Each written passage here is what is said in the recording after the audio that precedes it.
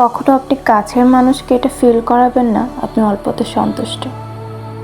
তাহলে তাহলে মানুষ আপনাকে পেয়ে বসবে।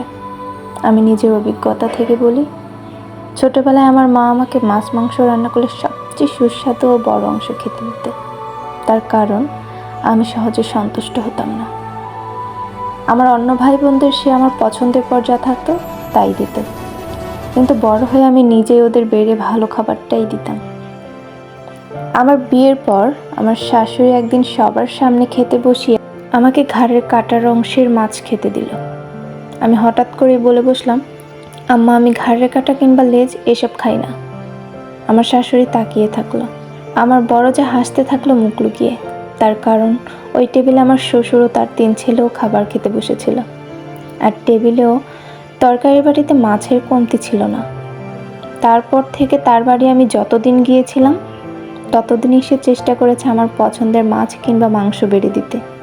আমার কাছে ব্যাপারটা এমন, প্রয়োজনে স্যাক্রিফাইস ওকে, বিনা দরকারে আমি বালুবনে মুক্তা ছড়াই না। যেমন ঘরে খাবার খাওয়ার সময় আপনার মা জানেন যে আপনি ডিম ভাজা আর ডাল হলেই সন্তুষ্ট। আপনার মা ছোটবেলা থেকেই ডিম ভেজে দিবে, মাঝে মাঝে দেখবেন ডিমের সাথে ডাল থাকবে না। অথচ আপনার অন্য ভাই বোন যদি মাছ ছাড়া খেতে না চায় কিংবা তার মাছ পছন্দ, তাহলে মায়ের যত কষ্টই হোক সে এটা তার জন্য জোগাড় করে রান্না করবে।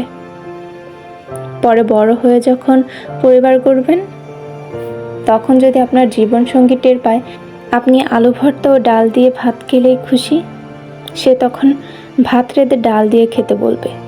সে আপনার জন্য কখনো আয়োজন করে রান্না করবে না।